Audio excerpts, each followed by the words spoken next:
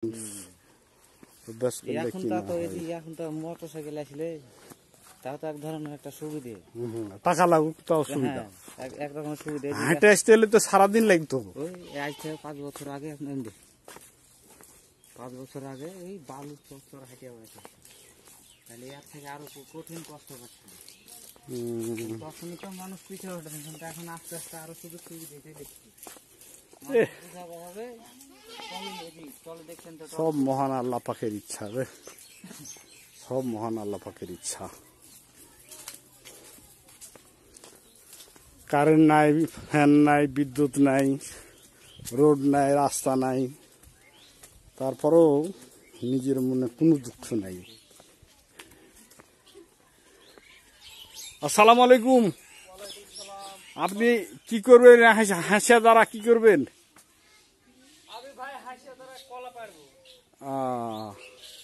আপনার বাড়ি এটাই? জন্মসূত্রে এখানে নাগরিক? নগরপাড়া এখানে বাড়ি করেছেন এসে? তো নগরপাড়া তো শহর, আপনি গ্রামে এই চরে আসলেন কেন? দুর্ভাগ্য, চর থেকে মানুষ যাচ্ছে শহরে, আর আপনি শহর। হ্যাঁ, ওটাই করেন।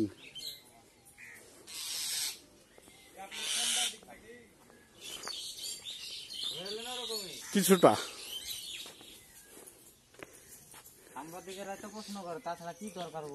কি এখানে আপনি চুল কাটছেন? মানে আপনার পেশা কি চুল কাটা না অন্য কিছু?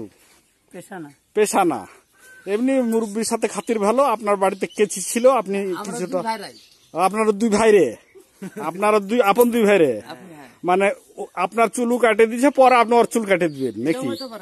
না, ওর মাথাতে তো চুলই নেই। যাই হোক, তাইলে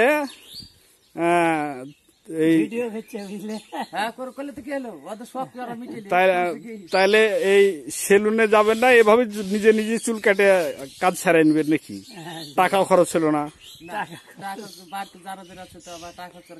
হ্যাঁ হ্যাঁ, রাইট রাইট। আপনারা আনুমানিক বয়স কত? আমার, হ্যাঁ, আমার ধরলেন 46-47। 47 বছর। জন্মসূত্রে কি এখানে বাড়ি আপনার? না, আমাদের জন্ম হলো খানপুরে। খানপুরে? সেটা তো চর। ওটাও আমাদের দেশ ছিল, কিন্তু আমরা এখন এই দেশে এসেছি। বাঙালি ভেঙে গেছে, এখানে আসছে, জমি জায়গা কিনে বাড়ি ঘর করে বসবাস করছি। তো এই যে কারেন্ট নাই, রোড নাই, রাস্তা নাই, এই দুঃখিত, খুব কষ্ট। এই ব্যাপারটা আপনাকে কষ্ট দেয় না? রোড নাই, ইমার্জেন্সি আপনার শরীর খারাপ হলে হাসপাতালে যাইতে পারবেন না, হবে না, কিন্তু যেতে হবে, কিন্তু একটু দেরি হবে, কষ্ট হবে বেশি। এটাই নদীর ওই পারে আমাদের রাষ্ট্র। এই বিষয়টা ভাবে কি আপনার কষ্ট হয় না? কষ্ট তো ভাইবে, আর হইলে আর কি করবো।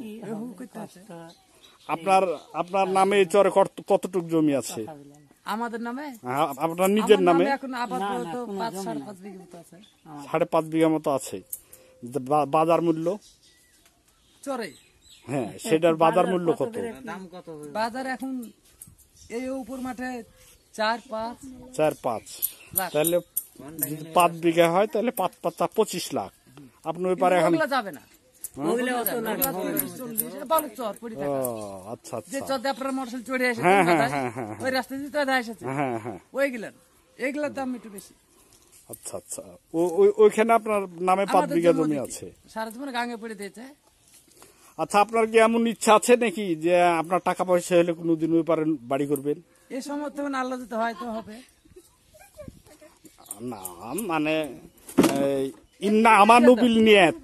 হ্যাঁ, কোরআন শরীফে কিন্তু আছে ইন্না আমানুবিল নিয়াত।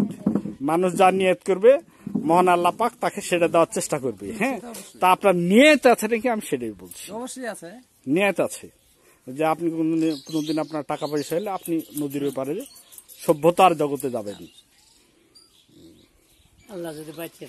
আচ্ছা, আমি একটা আপনাকে প্রশ্ন করি, আপনি আমার প্রশ্নটা বুঝতে পারছেন কিনা দেখি। যে মানুষের যে আত্মা, বুঝেন তো, এই মানুষের যে আত্মা, এই আত্মার চাওয়া এমন একটা জিনিস, যে জিনিসটা আত্মা চাই সেটা বৈধ হতে পারে, অবৈধ হতে পারে। অনেকে জিনিস চাই না, অথচ পাইনি করতে পারে। হ্যাঁ, দেখেন তো, মানুষ শহরে যাওয়ার কারণ হলো যে আত্মার চাওয়া বৈধ গিলে সব জায়গাতেই হ্যাঁ পাওয়া যায়, অবৈধ চাওয়া গেলে কিন্তু শহর ছাড়া গ্রামে পাওয়া যায় না। এটা তো হবে না, এটা তো জানেন। তো এর জন্যই কিন্তু মানুষ শহরে যায়। হ্যাঁ, যাদের টাকা পয়সা আছে তারা শহরেই থাকে। কিছু কিনে ঠিক ওদেরও আছে। হ্যাঁ, তো এই বিষয়ে আপনার কোনো ক্ষোভ টোভ আছে নাকি? এই বিষয়ে আমার বুঝলেও হবে না, আর আমরা পারবো না, সাধ্যও নাই, সাধও নাই না।